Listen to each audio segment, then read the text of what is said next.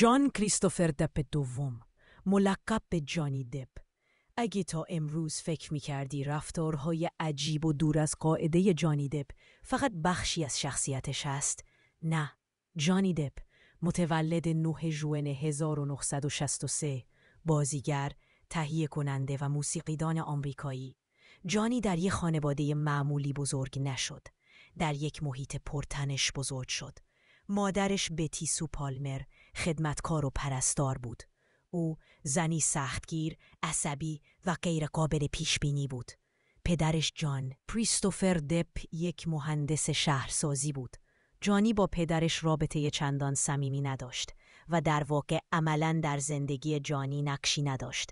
این یعنی جانی از همون سن کم مجبور بود بین فریادها، ترسها و درگیریها نفس بکشه.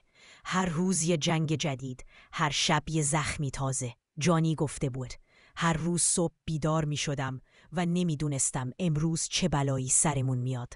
این بی‌ثباتی زخمی بود که هیچ وقت کامل خوب نشد.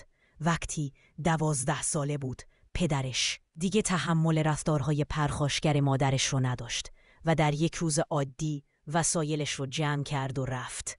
پس از ترک پدرش، مادرش به یک افسردگی عمیق و تاریک فرو رفت تا جایی که دست به خودکشی زد. تو مدرسه کسی باهاش کنار نمی اومد. عجیب بود. منزوی بود. معلم‌ها می گفتن هیچ آینده‌ای نداره. و میدونی جانی چی کار کرد؟ ترک تحصیل.